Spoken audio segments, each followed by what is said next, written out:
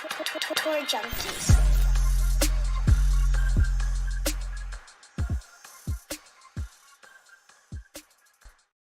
What is going on, golf addicts? Welcome to the Rocket Mortgage Classic Betting Preview 2024 from Detroit Golf Club.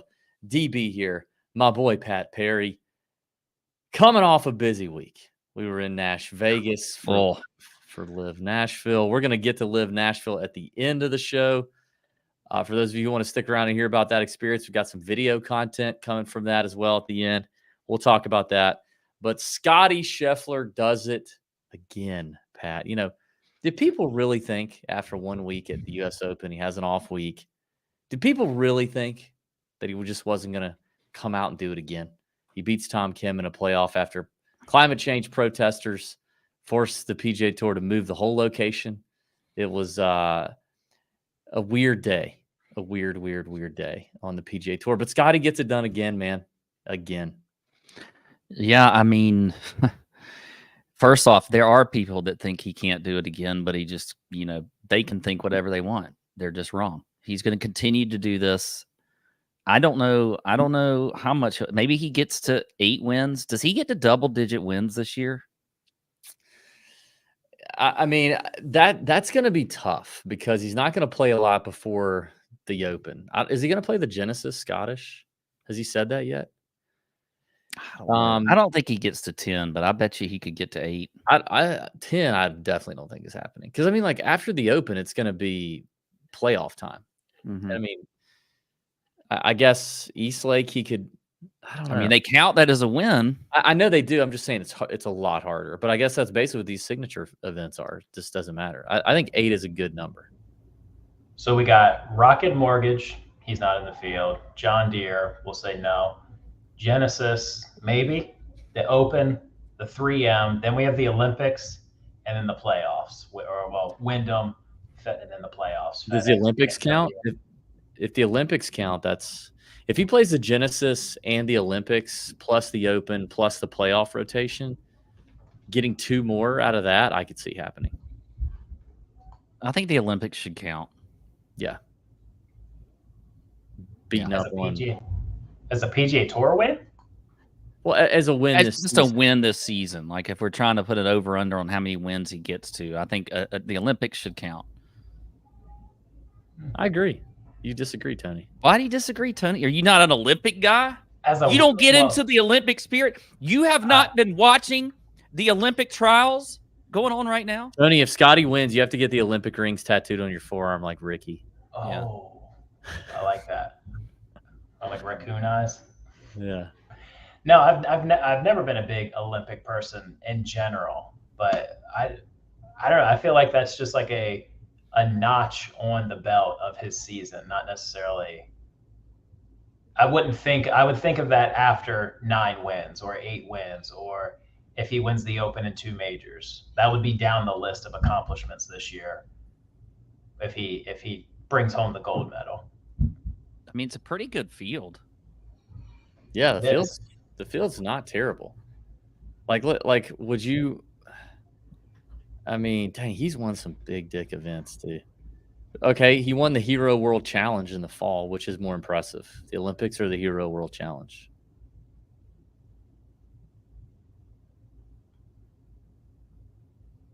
I can't say that. Oh, are you talking to me?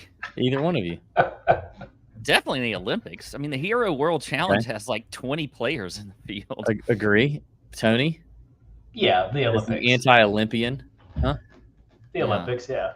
Okay, what about his win at the 2023 Waste Management Phoenix Open? More impressive, that or the Olympics?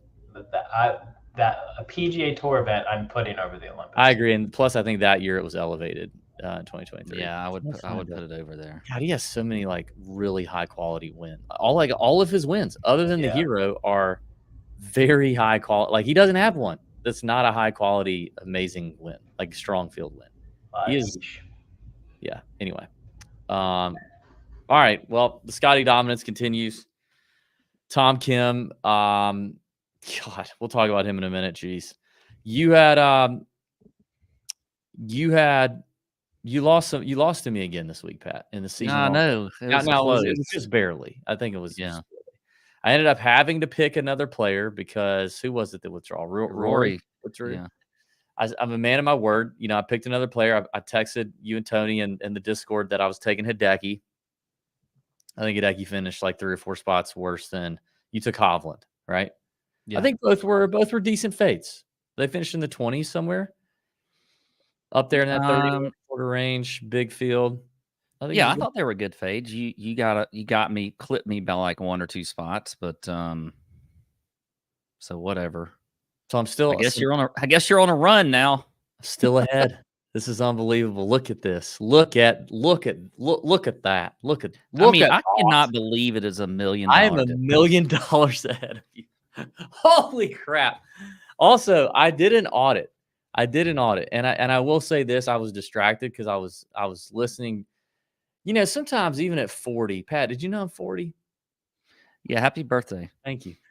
Sometimes even at 40, you have these like ADD moments, and then you're very aware of the ADD moments. Now, I don't have them near as much as you do, but I had an ADD moment today. I realized that I was eating lunch. I was watching a YouTube video. I was on my phone, and I flipped to the tournament record sheet that we have to count up how many elevated events, signature events you got to pick first versus how many I got to pick first. And I think it's even. I think it's actually all square. If you include the players and all the elevated events, and I think the Century was one. There's like 8 of them, right? I actually think the way it worked out, and it was unintentional, was 4 and 4. So good for us. So we're all square on the signature events, and you're going to get the next major, I guess, after changing the rules. I am getting the next major, and there were no more elevated events. So if it were unfair, there would have been an asterisk there as well. So I'm $1 million up on you, fair and square, except for you've got to pick first in 2 of the 3 majors, and I'll get to pick first at the Open here in just a couple of weeks. I'm excited. Yeah, $1 million lead. Can you imagine? God. Pat, have you thought at all? Like, have you thought? I know you were thinking about concerts for me, but have you thought at all about concerts for you? Oh yeah. Like, what would be a tough one? I'm trying to think. Yeah. I got it actually. Oh, you already have it? Uh-huh. You have the concert. You've already picked it out. Yeah. Where is it? It's at In Market Arena. He said Savage Garden. No. This is what it is. I'm gonna tell you right now. By the way, Jason Aldean's playing July 25th. That's not a bad concert. Where did you say it was again? In Market Arena. No, you can't go to one in Savannah. You got to travel for this. Why do I have to travel? That's part of it. I plan on traveling. That's part of it. That's part of the punishment. Oh. Who was it? Who is it? It was gonna be why can't I get this is good. This is good radio podcasting. I don't know. I'll have to find it. Okay. It was called like Queens of hip hop or something. Take you to like a Mary J. Blige show or something, like Mary J. Blige and like Doja Cat or something combined. It had a funny name though. Maybe it's already passed, so I'll have to get a different. Anyway, we'll see. I still think there's time left for me to catch up. I mean, if you can catch up in 1 week, there's plenty of time for me to catch up also. So it's an extremely tight race right now. Yeah. Spaz in the chat says Slipknot. That's an interesting. That would be. Remember that band back in the 90s, Guar, that would like dress up in those old or in those like no clue who that is. Never even heard of it. I think it was like GWAR. I remember one time they were on the Jerry Springer show. They wore like these crazy outfits. Guar. There's people listening. They're like, yeah, I remember that. I definitely think like if like whichever one of us has to go, like you got to dress up like the people at the oh God. All right. Well, I mean, you kind of might want to do that just to fit in a little better. Like can you imagine me at Guar or whatever it is wearing my Peter Millar polo and some People are going to think I worked there or something. They're going to be asking me for, hey, can you point me in the right direction to my suite? You just tell people that you're their manager, you're their agent. Yeah. All right, let's get into this. Let's take a quick look. Yeah, there they are. I used to wear these they were a shock rock group. Look at that. That's scary. I don't even want to see that again. God, is that I'm not the best going to picture? that. I'm not going to that. I don't Is go that to the things that best are going to picture scare you could find? Jeez. I was gonna say I don't even think that's a blurry picture. I just think that's standard '90s definition TV. I'm not going to anything that could scare me and give me nightmares for a long time. I'm just not. No. That is not how this works, bud. I'm not doing that. No, that's not how this works. We get to decide what concert you go to. But don't worry about it. Don't worry about it. It's okay. We'll see. Okay, Tony, I found a better picture. We just got to pop this up. These are actual GWAR members here. Let me get this so that people can. Now that I've brought it up, I got to have it. Pat, this would be the type of concert that I would like to send you to. I think it would be funny. There's no way those people are still playing an actual concert. Dude, look at that. Tony's dying. Look at that. Look at the guy with is that Kistler? Kistler's in here. That's Josh Kistler. That's Josh Kistler at Goldie's. I did not know he was so talented. Yeah, look at these guys. I knew he was talented, but I didn't know how multifaceted he was. He's showing you all the facets too, right there in that picture. Yeah. God. All right, let's move on. Let me share my screen here and let's take a quick peek at the Detroit Golf Club Donald Ross design, courtesy our friends at Bet the Number. This is last 3 years. I just looking back at the last 3 years, some averages here. You can see above average fairways. The fairways are kind of wider than average here on tour. Above average green regulations, above average birdie, lower than average bogeys. It's a birdie fest, people. It's a par 72, around 7,400 yards. Ricky Fowler is your defending champion back when he used to be good at golf. And we just kept firing, and finally we hit him. Good for him. Finau won before that. Cam Davis before that. It is a by Bet the Numbers, independent. What's the word I'm looking for? Proprietary strokes gained, bomb opportunity, and short penalty statistics. It does help to be a bomber here, and it is a bomber's paradise. 7.2 out of 10 rating. The approach shot distribution you can see there on the screen. A lot of short irons and mid irons here, and not a lot of penalty for being in the rough. This is turned into kind of a course that just can't contain boys on the PGA Tour. So it's that's a little bit about the golf course. Just brief preview. We kind of know what to expect here at Detroit Golf Club. Looks like we might get a touch of rain before, a little bit of rain during. We'll see, but otherwise looks fairly benign. But we'll keep an eye on the weather and see how it's looking before we lock things in. Want to thank our friends at Bet the Number. Golf.com. If you've not already joined, you need to. We talked to a couple people on site at the LIV event. We're like, dude, I want to Bet the Number. Freaking love it. Great site. Helping me crush my bets. That's what we love to hear. That's what the folks at Bet the Number love to hear. New stuff in the works with that crew too. Spent some time with them last week. They're building out some awesome tools. You want to get in and get involved now. ShotLink licensed data from the PGA Tour coming directly into Bet the Number. A new live tournament feature is coming very soon, if not this week, maybe the next. Look back tournament feature. We already have the live tournament feature. That's helping you nail some props, nail some bets. Click the link in the description of the show, and you can use code TJ at the checkout to get $5 off monthly or $50 off an annual membership. Or I had some folks messaging me last week. DB, I'm in the Discord. If you're in the Discord, you're in the Tour Junkies Discord in the Nut Hut, and you're a paying member, hit me up, and I'll give you a one-time unique code for an even bigger discount. There's a couple of you I did not get to last week, and I'm going to, I promise. I'll send you the code. My bad. That's on me. But it'll be the biggest discount you can get anywhere. Thank you to Bet the Number. All of our stats, all of our data comes from them. And shout out to those guys putting out a good product. All right. Season-long fade, Pat. Top of the board. It's a stinky field, buddy. It's a stinky field. We're going to try to keep these shows crisp this week because it's just stinky and it's tough to talk about too much. Tom Kim is your is your favorite at 12-1, followed by Cam Young and a bunch of guys shorter than 30-1. We got to have the fade. I believe you get to pick first. No, wait a minute. No, I get to pick. Okay. I'm gonna take a bold call here, Pat. I'm feeling kind of ballsy. I got this $1 million lead, I'm got a little pep in my step. Feeling kind of ballsy. I'm gonna fade the favorite. I'm fading Tom Young. Tom Kim. You get to fade both of them? Tom Young Kim. Young Tom Kim. He is young.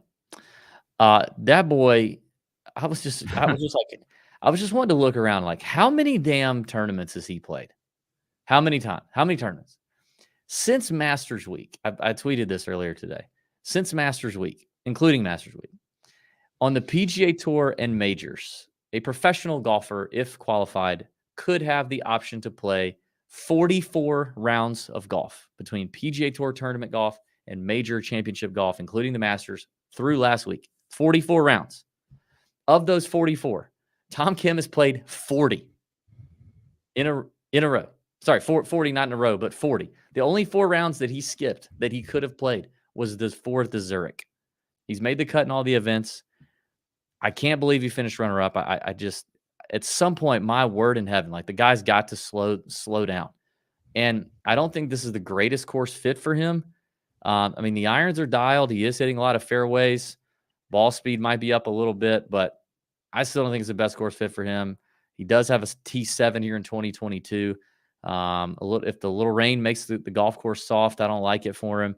And I just feel like at some point, even young Tom Kim has to give out. So I'm fading Tom Kim, the favorite.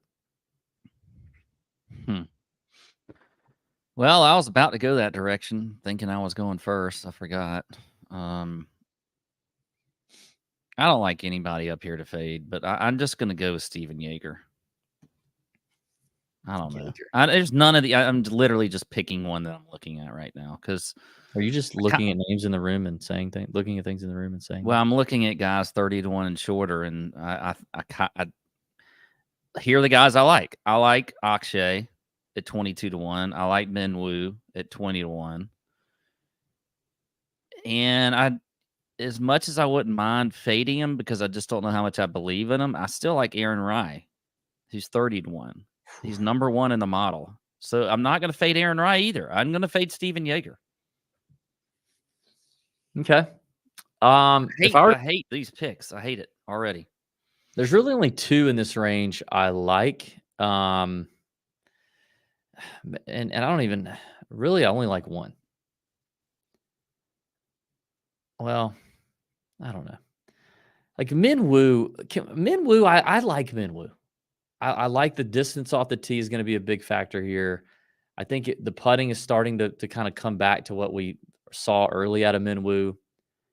As the day has progressed, I've chatted a little bit today with the Discord in the first look thoughts this morning, and I will say I was excited to see Min Woo open at 22-1. He feels like he should be. He's kind of the class, in that upper echelon class of the field, which he is priced in that range, I would say. But the more the day has gone on, the more I just wonder if I can truly trust Min Woo. So at 22-1, 20-1, I don't hate it. I really don't. But I don't know that I will end up being on it. But one that I know for sure I'm on is Mav McNeely. I'm not missing the Mav win here. I've been chasing the Mav win for years. I wish it wasn't 30-1. I wish it was 65-1 like we've had for so long. He's played well here in the past. 2 out of 3 years, he's played really nicely here. The form has been quite strong. He's starting to hit more fairways than he used to. He does have plenty of ball speed. The iron play is showing signs of life. And we know that he's perennially a really, really good putter. He checks the box in par 5 scoring. By the way, I've decided that for the rest of the season, I'm going to make my DB's Bet the Number model public for everyone. So if you're a Bet the Number subscriber, it is now public for you every week. You can check that out.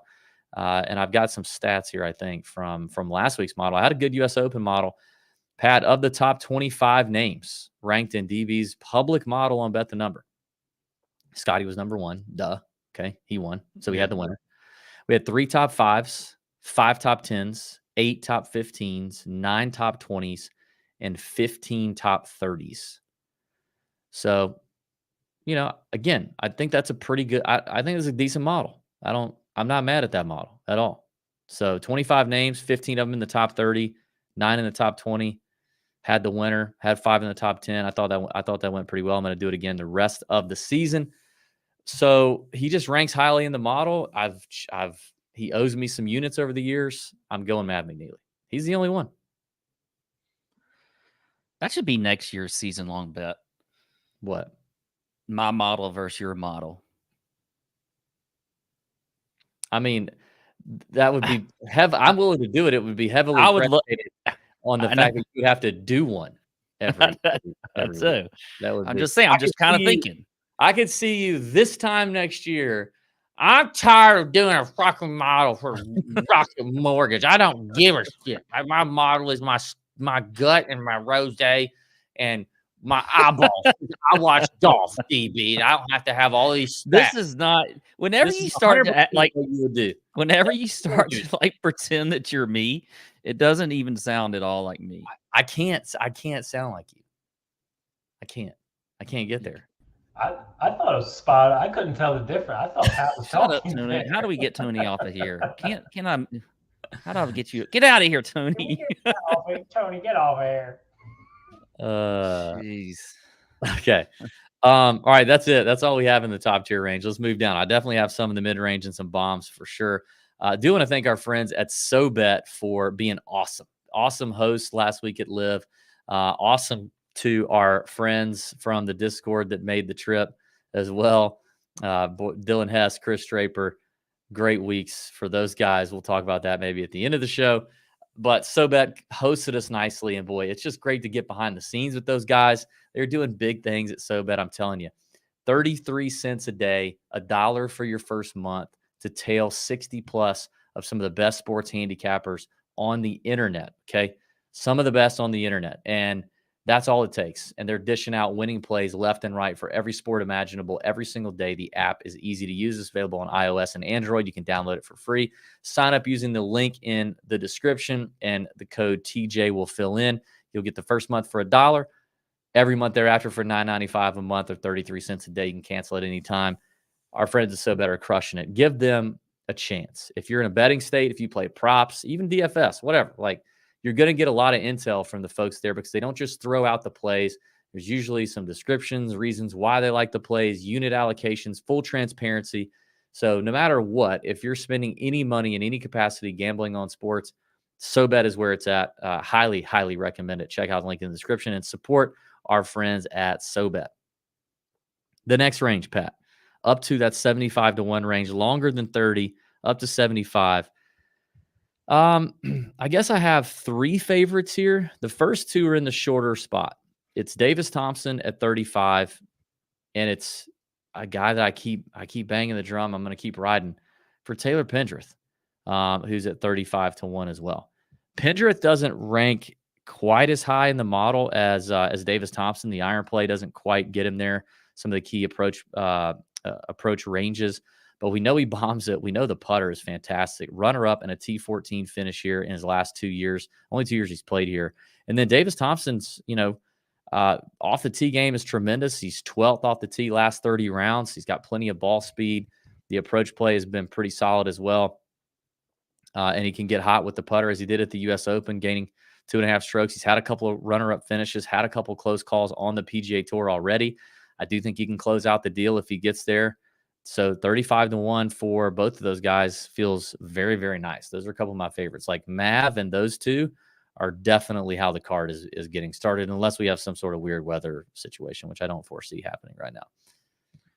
Yeah, I'm with you, especially on Taylor Pendrith. I like him a lot. He was one of those I wrote down here in this range and has played well here before the past 2. So I think Taylor Pendrith is definitely in play. I got 2 or 3 that are really just a little bit longer though in that 50-1 range, and that's I'll start with Ben Griffin. I like him. He's at 55-1. He shows up well in the BTN model. He's top 10 in the field in that approach bucket from 80 to 130, which we have in there. He's top 30 in par 5 scoring. Putting, he checks the box also. I think Ben Griffin is in play. 12th overall in this model. He concerns me with the last 2 weeks putting. Like, I don't know what happened. I had him last week at the Travelers. I really liked him for the Travelers. I had him in DFS from a scoring standpoint, but he's lost almost 11 strokes putting in the last 2 weeks. But in general, he is usually a pretty good putter. So I guess we just hope that comes back around. He's 55-1. Had that second place finish in Canada just a couple weeks ago and gained 5 strokes putting then. What happened? Did he lose his putter at the airport? What happened? Maybe Canada took it as he was escaping the country. You never know what's happening over there. Maybe Justin Trudeau thought it had like some radical message on it or something. Yeah, it was. I don't. He is a tough one, man, because he can. We know the guy, and we know he can score. He last 30 rounds, birdie or better percentage, he's number 1. He can score and get really, really hot, and he runs hot or he runs really cold. So yeah, I hear you. Another one right next to him, Matt Wallace, 55-1. He's played here 3 times. He's got 2 times. Wallace was my third. He was the next favorite one. I was going to see what you said about him. You like him? Yeah, I do like him. He played somewhere overseas, but he I don't think he played that great, but he loves this place, he said. Yeah, he's he's finished top 15 twice. He's 15th in the BTN model. You look at the approach play versus the field, he's top 30 around the green, par 5 scoring. So I like Matt Wallace a lot there at 55. I played the KLM Open, finished 15th. I think he was disappointed in how he finished, I guess. Finished 15th at KLM. Yeah, I mean, and you can kind of spray the driver here and get away with it. I like Matt Wallace a lot. I think I got him at 65 this morning. Yeah, I definitely would do that. Now, this is a gut play, DB, kind of like you just said when you were giving me your impression of me. Sam Stevens at 60. I had him written down. Yeah. Top 15 in Canada also. Why did everybody just stop playing after? I guess you weren't in the U.S. Open. Yeah, you just weren't in. Yeah. And then they had a elevated event. So I guess that would be a good reason to stop playing. Major signature event. So yeah. Yeah. But T10 at Myrtle Beach, missed the cut at the Schwab, but then finished T14 at the Canadian Open. I like him at 60-1. I bet he's a little bit longer in some other books too. Yeah, I saw him at 70 on FanDuel at one point today. I had him written down and one more in this range, and it's Lee Hodges. Hodges does not check the boxes, which is kind of funny, at least in my model that I made. Doesn't quite check the boxes of Sam Stevens. I think some of that's because he doesn't hit it as far. The ball speed for Stevens is up there pretty good. For Hodges, not so much, and I have that weighted pretty decent. I have par 5 scoring weighted pretty heavily, which Sam Stevens is far better at than Hodges. But Hodges has just been finding ways to get it done. He's won on tour.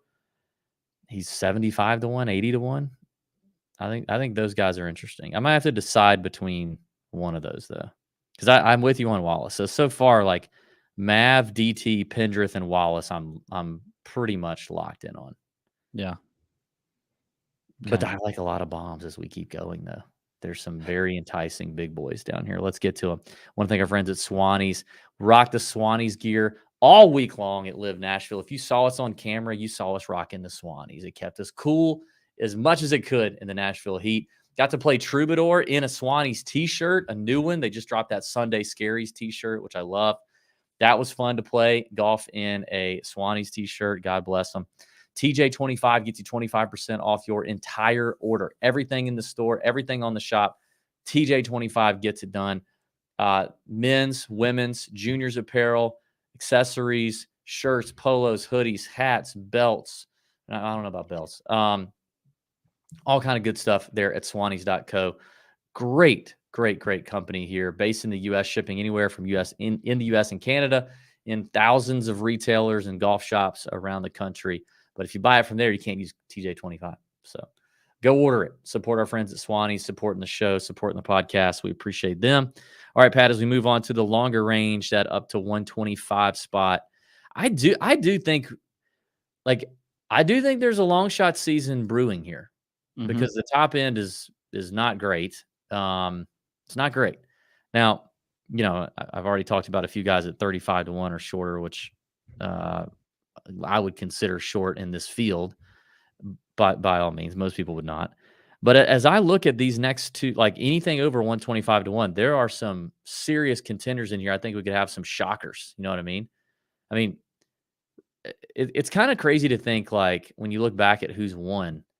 I mean, Nick Dunlap. I got a guy in here that I could see being a little Nick Dunlap this week.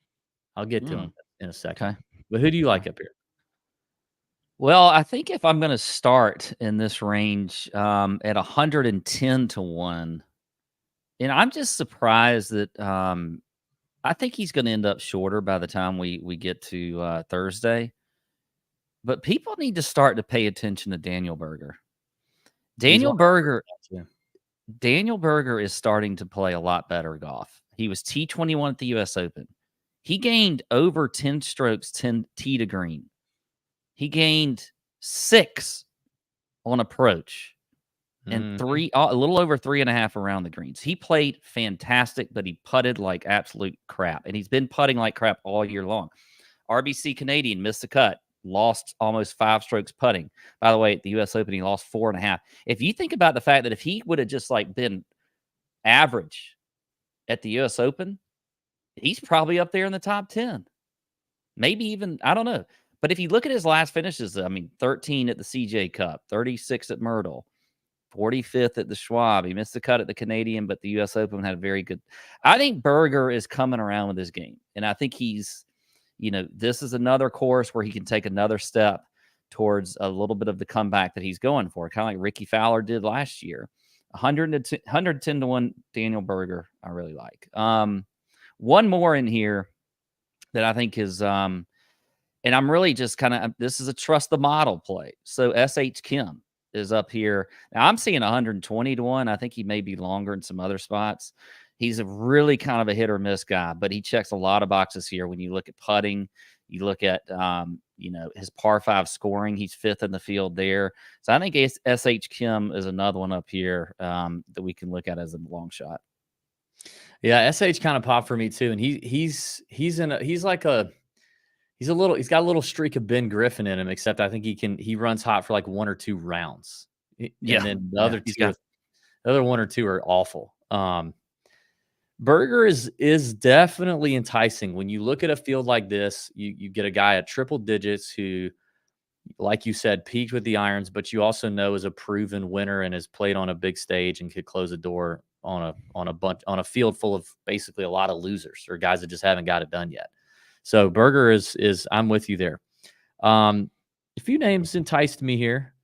Toasty, Alejandro Toasty gets me a little bit. Just the firepower that guy has. He can unload the driver here, take advantage of that speed, take advantage of those par 5s, get hot. We saw him almost win a tournament a month or so ago. I remember that. I mean, he was in contention late on Sunday and disappeared. But Toasty at triple digits is interesting.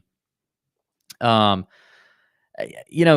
Goddard at 110 to 1, who just won in Myrtle Beach, like another bomber. He got hot with the putter 1 week, which is fine. Like these are pretty, there's some POA mix, but I think they're pretty pure surfaces. I don't think they're super bumpy. And he's just going to have a lot of wedges. So I don't know. I think Goddard is enticing. But the guy that I was talking about that reminds me a little bit like a possible Nick Dunlap is Luke Clinton, the Florida State product, 5th ranked amateur in the world and ascending rapidly.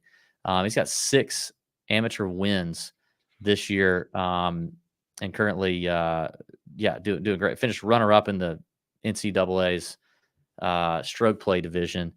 Played the U.S. Open, finished 41st, and in that U.S. Open, gained strokes everywhere except around the green, which, I mean, obviously Pinehurst is difficult around the green, and it's also very different than the Rocket Mortgage. I mean, the guy gained 4.25 strokes off the tee in that field. hitting it long and straight. Gained 1 point, almost a stroke and a half on approach, and almost 2 strokes putting. Just gave almost 4.5 back around the green. But what a great U.S. Open for Luke. A really talented player out of FSU. I don't know, 100 to 1. I mean, Nick Dunlap again. Nick Dunlap won, and he won in a birdie fest. You know, like I could just kind of see it happening. So Luke Lanton's interesting to me. I don't know if I'll get there, but he's at least worth a placement bet, and I believe he's got high placement upside.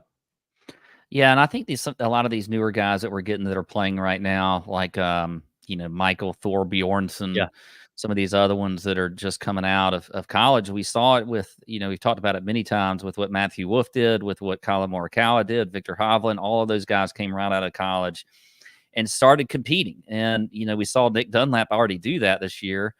Ludwig, of course. Is Shipley's odds out yet anywhere? Like, I don't think he's loaded in the DraftKings DFS pricing. Yeah, I haven't even.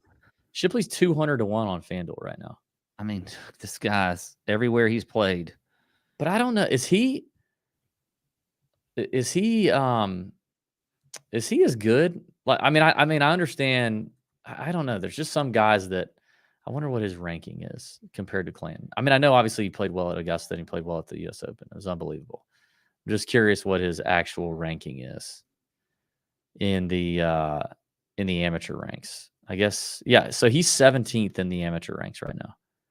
Isn't that wild? That's crazy. But as well as he's done in these, but see, this is the thing about pro golf. We've seen this forever. There's some guys that just get out there and they can just do it. Yeah. Maybe he's a tough course kind of guy. I don't know. You got Gordon Sargent still number 1, Jackson Coy-Vun, who's in this field, is number 2. Michael Thorbjornsen is number 3. Ben James number 4, and then Luke Clanton is 5. Anyway, all right, let's move on to the next range. Any final bombs? We talked about Shipley. Any other bombs over 125 to 1 outright you'd be looking at? And we'll get into some top 20s. Talk about it and get out of here. To be honest, I don't have any. But seems like you have a couple at least. I do. We're both kind of suckers for Patton Kizzire at a big number. 250 to 1. He's had some decent finishes this year. He needs all the points he can get, needs the help. Got our boy Mean Dean Emerson on the bag. Hits it. Good total driver, good birdie maker, scorer. I don't know. Kizzire 250 just felt like a big number to me for a guy who's won, at least 2 times. So he won 3 times on tour. Just feels like a big number. Yeah. And then Kevin Tway is just kind of popping. I mean, he's 300 to 1. He hits it long and he can putt. He's had a couple of solid finishes. So 300 seems interesting as well. Other than that, I think that's it. We can probably get to some top 20s. Shall we? Let's do it. Top 20s last week. We had 2 top 20s, and I had a top 10 I threw out there that worked out pretty nicely. I had Patrick Cantlay finish top 10 at plus 220. And then we hit 1 lock, which wasn't great. It was Tony Finau top 20 at plus 125. But we did hit a bomb in Seamus Power at plus 360. Oh, sweet. Okay, so very good. Nice. Yeah. All right, 2 locks, 1 bomb, the bomb over 4 to 1. My 2 locks are Mav McNeely plus 160. And while I'll go, I won't do that. I'll go Pendrith at plus 210. I think Pendrith is a lock even at 2 to 1. I think that's a steal. Okay. I like it. All right, I'll go with Noren at plus 140. We didn't even talk about Noren at the top. I know. Surprised. But I like him as a top 20. I actually think he can win too, but he never does. But and then Matt Wallace plus 240. Wow. Okay. So you did not go where I thought you were going to go. I left Minwoo for you, who's plus money. Yeah. I'm almost starting to lean more. Maybe I just do top 20 Minwoo and not outright Minwoo. Okay. Matt Wallace, we got a couple of 2 to 1 bombs in the lock department. Look, I like it. Feeling frisky. Matt Wallace is a lock top 20 seems risque. You do your top 20s. You let me do my top 20s. How many steering wheels you see in his car, boy? All right. One bomb, 4-1 or longer. Hit me. I'm going Jacob Bridgman. God, I plus had him. 400. We didn't even talk about him, but I had him in there. Yeah, I like him a lot, Bridgman's in man. play. He's been playing well, coming off of a T14 in Canada. Checked several boxes in the model. So I like some Bridgman this week as a long shot top 20. Am I the only one, like, when you look at Justin Lauer, our friend Justin, do you ever just go, like, do you ever look at his stuff on Bet the Number and just go, how? Like, how? Why? Yeah. Why? Wow. I love Justin, but how? How does he? How? You know? I just don't know what like. I mean, I think it's got to be with like the putter. A lot of it's the putter, I guess, but it's also like the putter is also average. It's very average. He is good with his wedges. He's better with his wedges than his iron play hasn't been bad. Mm-hmm. His ball speed is just under tour average. What's he done here? I kind of want to take him here. He's finished 30th and 8th here. And he putts the lights out here. I kind of want to take him at plus 450. I mean, I'll take him. I'll take Lauer. All right. I guess I do kind of trust him. I was looking at a guy like Toasty, Goddard, names I mentioned in the outright world. Like, I do think I trust Lauer to finish top 20 more than I trust those guys. But for whatever reason, I trust Goddard and Toasty to maybe like win a tournament. Although Lauer's been in contention plenty of times, he just hasn't crossed the line. Yeah. Goddard just did Myrtle Beach. Toasty has never done it, but he did a lot on the Corn Ferry Tour. All right. Those are your top 20 locks and bombs. LIV recap, Pat. Wow. Any questions in the comments? Toss them in here. We did go to Nashville. We had a great time. Played golf Tuesday at Troubadour. Troubadour, if you can get to Nashville and you have a member, my God, what a place to go. We played an eightsome. Yes, we played 8 men on one hole, and we played in 5 hours. And it was beautiful. And that includes stopping at the comfort stations to eat and drink to our heart's desire. It includes playing with our friend Kessler Carrain, Patrick Reed's brother-in-law and caddy. Shout out to member Chad and Harrison for hooking us up out there at Troubadour. And the Sobed gang. We just had an amazing time. We got some content out of that, got some video out of that. We got a lot of video, a lot of content this week. We will probably leak that out slowly and gradually because it's not all super time sensitive. But that was Tuesday. And then Wednesday, the fun began at LIV Nashville, Pat. And we got to do the media thing at LIV Nashville. I mean, on the screen right now, if you're watching, we're just going to show some video and talk over it. Pat, I mean, this was cool. I was really proud of you for this, bud. I was really proud of you. We did a bump and run competition with Patrick Reed. Yeah. And first of all, Reed could not have been more accommodating with his time. He was extremely nice. But we did a bump and run competition with P. Reed, and Pat impressed. We'll let the video that comes out kind of speak to some detail, but I think Pat definitely showed some class. I mean, you hit it to what, 22 inches was your best one out of 3? 22 inches. Yeah.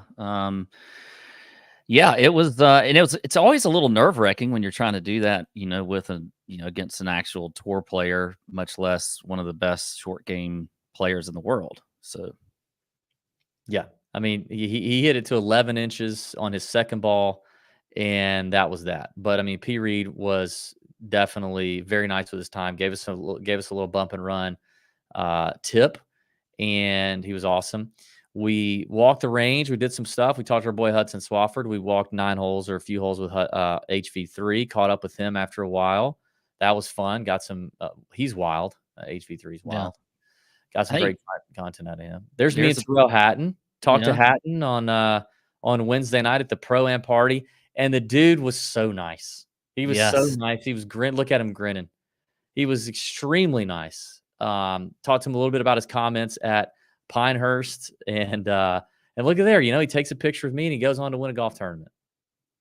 I mean, easy as that. Tony, can we run that back again? Can we run that video again as we're talking? That was fun. The Pro-Am party was a lot of fun. Wednesday, we did the media thing, and that was fun. We got a lot of good content. It was a long day. It was hot. We sat in the press conferences. Oh, highlight, Pat, was Bryson's presser. Sat in on Bryson's presser. Yeah. And got to touch the trophy. This hand has touched the trophy. This one here. Right here. Yeah. It was what a press conference that was, too. He was very real. He got choked up. Yeah. Our boy Gutsy helped break some news with the potential new driver that's coming out and some clubs. So yeah, that was pretty cool.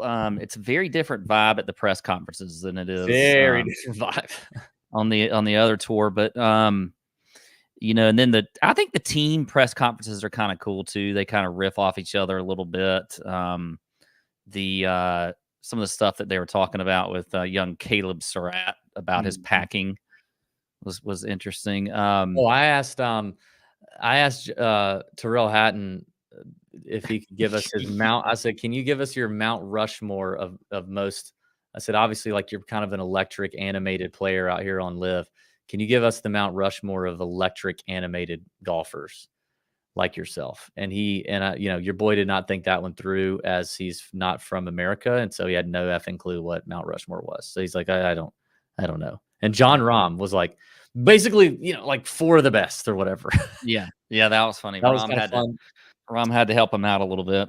But we got treated really, really well. It was very, very nice. We got some great access, and they let us do a lot of different things and publish the content, which was awesome.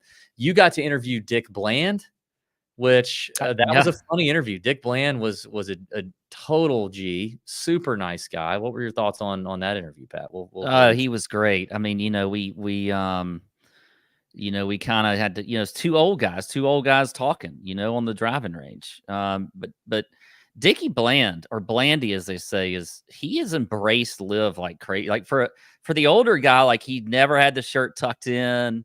He always just was strolling around that place, like just having the time of his life. So I think he really embraces that atmosphere, which is nice to see for the older guy, That is going to be a funny interview when it comes out. Pat asked, Pat kind of told old Blandy, about his age, and they were, how close they were in age, and they talked old people stuff, and it was really good. I think he was amused by it. And then it actually led to Pat choosing a LIV team. I mean, there's a brief picture video of us doing that in the merch tent there.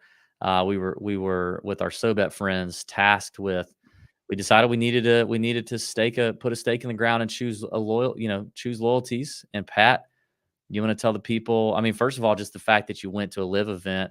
Had I told you 2 years ago that you would go to one and go in the merch tent and actually make a selection. Yeah, here's the picture here, and actually put your name on a team and put that team's merchandise on your body, as we see. Yeah, here. And it was a interesting piece of merchandise. That hat was kind of crazy.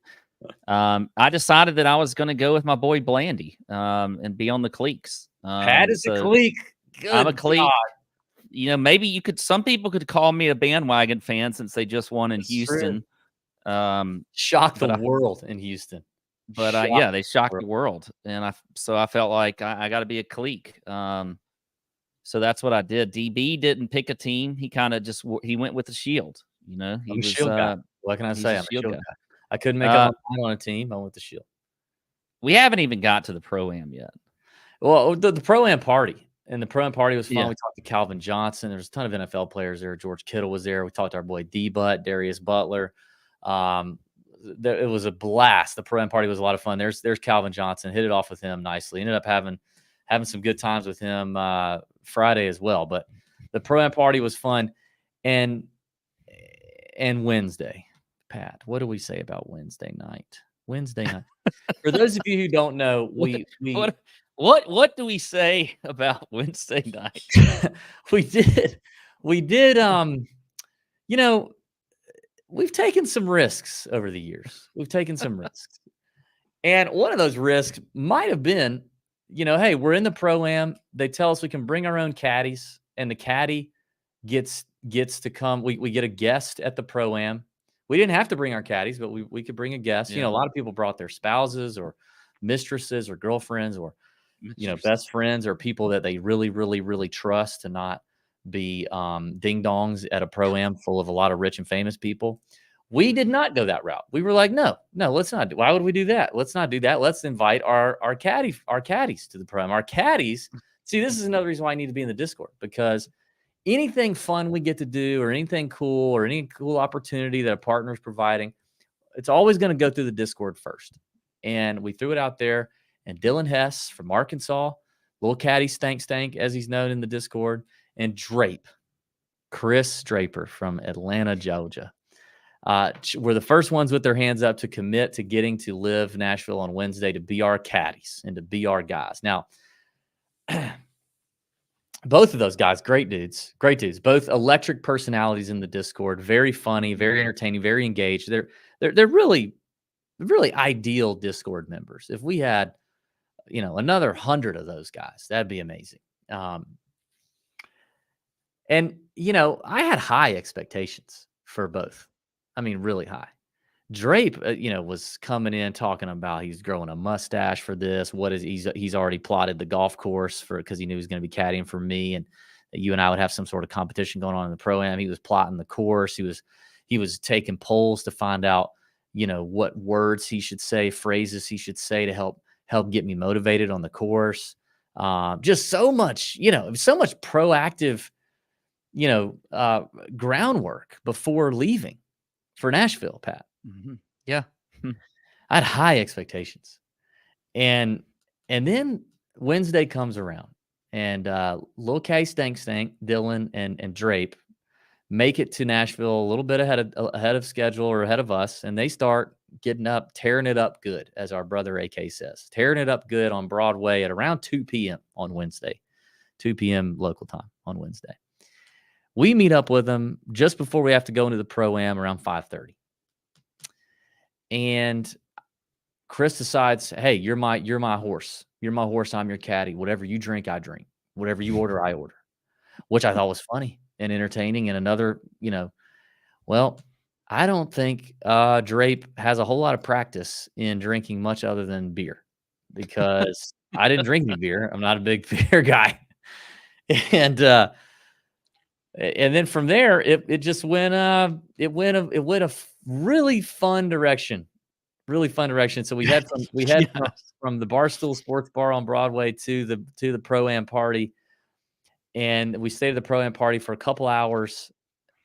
And Pat, I mean, I don't know, what do you? I've been talking for a minute, so I'll let you give your perspective on how the night went. I mean,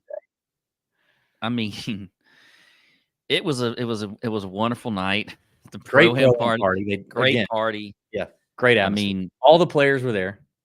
All the players. I think we were lucky in that we, being in Nashville, I think a lot of them, like there's some, I bet, like it looked like Houston. I saw some video. Not all the players were there. It didn't look like they were, but here it was everybody. It was great. So that was cool. My caddy D Hess is just a gentleman to the nth degree, which you would expect from a fellow Team Pat guy. Talk about the Make-A-Wish we got to grant for D Hess there at the So listen, D Hess is a noted, very much noted Patrick Reed fan in the Nut Hut. And we knew, because we had already seen Patrick Reed, we did the bump and run, that there was going to be an opportunity for them to meet. And sure enough, it came. Yeah. And so D Hess got his picture with not only P. Reed, I think he got it with Justine actually too. I don't know. He did. So I thought that was fantastic that we were able to do that for him. And that D Hess was able to keep it together. Yeah, remember it. Remember the whole thing. On the other hand,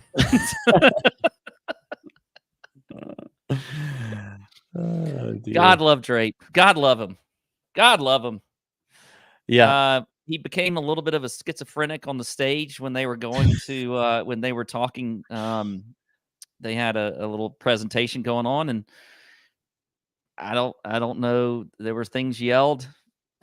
There were things yelled at the stage, which was pretty funny. But Drape, look, he did a fantastic job. He did a fantastic job.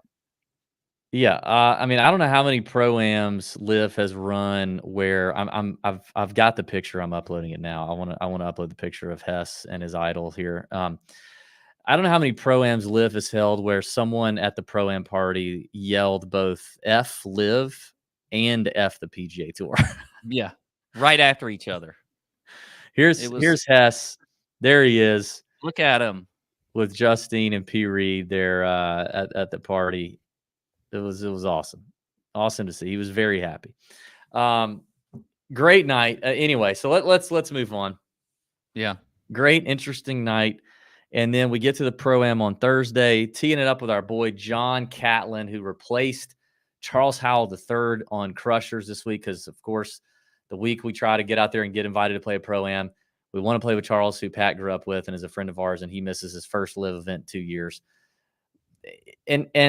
But still, the Lord shone down upon us because John Catlin was a total awesome man, awesome dude. Yes. Great guy.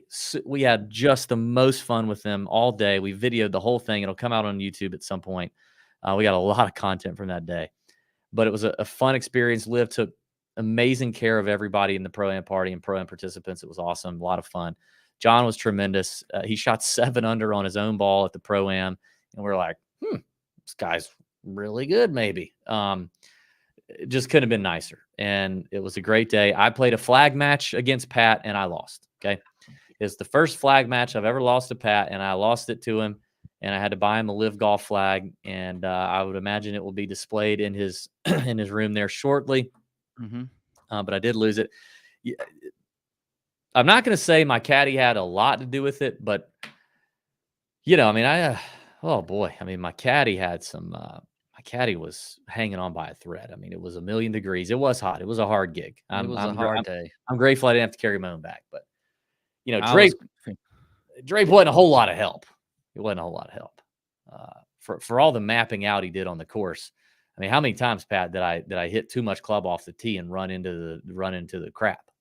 There was at least there was 2 a or 3 times. There were some problems for both caddies at times. Yeah. Shout out D Hess and the yardage. Hess and the rangefinder. The rangefinder. Second hole, whatever. Pat looks over and Hess has the wrong end of the rangefinder of it, and we're thinking that this is 12 hours after Drape. Basically. What's funny is John. Yeah, Broadway. I know, but John and DB are up by the green, and they're just waiting on me. I'm like, I'm really not. I just can't.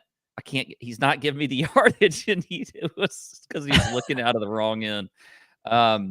By the way, spoiler alert, you could have, if the odds were, the odds were probably about -500 that I was going to do something crazy off the first tee, and I did.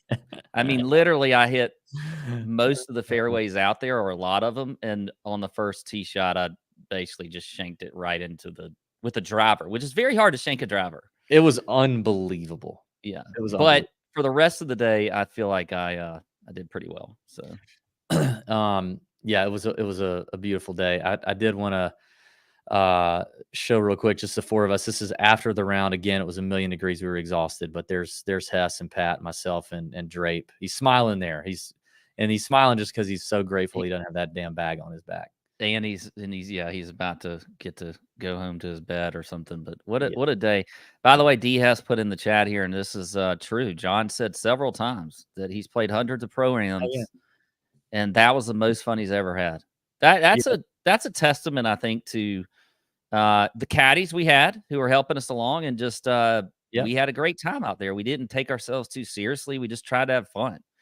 And I think there are a lot of people that play these Pro-Ams and they get in there and they're like trying to just, be way too serious and whatever. And that's not what you're out there for. You're out there to have fun. And we certainly did that. Yeah, and the SoBet guys were with us that day. It was awesome. Like for John to say that, it really did touch my heart. Like seriously, it touched my heart. The guy's played in hundreds. He's been a pro for 11 years. Yeah. And it was awesome to see him win $565,000 yesterday, finishing T7th. Because he doesn't get a lot of starts on the big tours, and he's a really good player. He's a really, really good player. We saw it in person, and we saw him do it, at LIV. So hopefully he gets some more starts. I hope it doesn't come to the expense of Charles Howell. I hope he finds a way in otherwise, but I think he'd be an improvement to LIV or even the PGA Tour. He's a good player. So it was an awesome experience. And then Friday we actually got to attend the round one at LIV, and it was amazing. I had a lot of fun. Pat, I would just say your thoughts. I mean, you were the one initially, like I said, a couple years ago, very anti this. Talk about the on-site experience in comparison to the many PGA Tour events you've gone to. Yeah, I thought the on-site experience was awesome. I mean, the whole atmosphere, from the music, from just the vibe out there, it's different. So if you're a traditionalist, you may not like it, but one of the things I thought was interesting, we're in there, I don't know, it was late in the day on Friday, and it was hot, and literally I saw this 70-year-old looking couple with like Crushers hats on. And I'm thinking, that is not something I thought I would ever see. Is it Bryson's grandparents?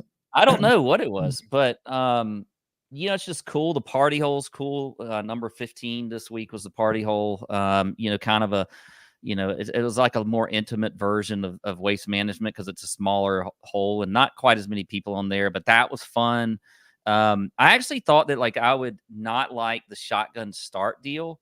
But when you're out there at the event, it's actually pretty nice. cool. I kind of like it. Now I'm not sure I'm a big fan on like the first day or so when you're watching on TV, but when you're watching the third round, it's the same as any other golf tournament, because all those guys are going off the first tee anyway. So you know what's going on the golf course. What else did I think? All in all, though, I think it's just a different way to watch and see golf and see some really good players. Here's one thing. Last thing I'll say. These players, there's probably a few I could pick out that to me did not show they cared a lot this week. But there were the majority of them. Yeah, absolutely showed that they cared. And I think that would be one of the biggest things that somebody might want to hear from me is, do these guys care? And I think they do. And they showed it. John Catlin showed it for sure. Got to play in the last group on Sunday, but also like just in everything they do, they practice, hard. They're out there, they're focused, they're serious out there. There's a few that I could name that I thought, probably went into the week just not really caring all that much. But other than those few guys, there was, these guys were carrying just as much as any other PGA Tour player out there. So that's probably my biggest takeaway is I would say I was probably a little bit wrong thinking that none of these guys care, and there's, they're just out there to, hit a little white golf ball around, and they made their hundreds of millions already. So. Yeah, I think that's true. I think even if you're a LIV fan, you're kind of fooling yourself if you don't think there's a couple of guys like that out there. I think there are. I think there's guys on the PGA Tour that are in the same boat to some extent. I mean, Tyrrell Hatton shot 19 under over 3 days on that golf course. It was not. I mean, that is, you have to care to some extent, like to shoot 19. Yeah, Tyrrell Hatton is not that good that without caring, he just goes out and shoots 65, 64, 65 on that course and beats the field by 6 shots, including Bryson by 7, Neiman by 7, Rahm by 7. Like there are guys who are still out there who got the bag that are still trying to win golf tournaments and do it on LIV. So that is definitely true. It is a really fun environment. And honestly, once the shotgun goes off on Friday, I don't really know that like you care as a fan, honestly. Like I don't. Yeah. Does Kevin Na or Pat Perez care less now than they did? If they do, by Friday at the shotgun, as a fan out there, I don't care. I actually don't care. Like it doesn't affect me. It doesn't affect my experience at all. Do I wish they did? Yes. Do I think Do I think the tour should be full of guys that do? Yes, but it's a really fun environment. I mean, so if they can continue to get some good cities like Nashville, that I think is a great sports spot and hungry for events like that. The country music crowd ate it up. I mean, Luke Combs was at the Pro-Am and all these football players were at the Pro-Am. And, Aldean was walking around there on Friday. We saw him.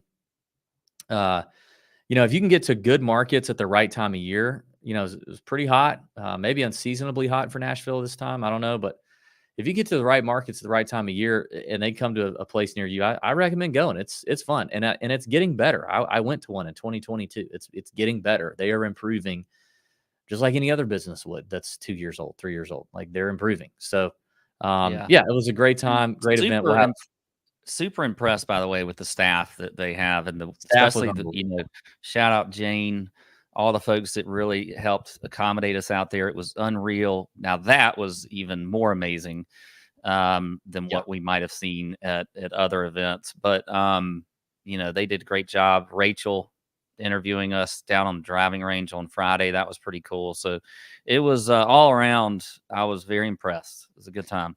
Yeah, the staff from everyone we interacted with acted like they were grateful we were there, accommodating, like thanked us for being there, followed up, communicated, which was extremely refreshing. So that's awesome for guys, little guys like us, right? Like we're not Barstool, we're not no laying up. For little guys like us, that's nice for them to do because they don't really have to. So saw Grant Horvat out there, the YouTuber. So like I'm sure, for him, any tour would roll out the red carpet, but for people to be nice to us was cool. So it feels good. It was a great time. More content coming out on the socials and YouTube as well on that. But I think that probably wraps it up for LIV Nashville and the betting show for the Rocket Mortgage Classic 2024. We'll see you in the chat Wednesday night. If you're in the Discord, have a great week. Bend over your bookie. See ya. Out.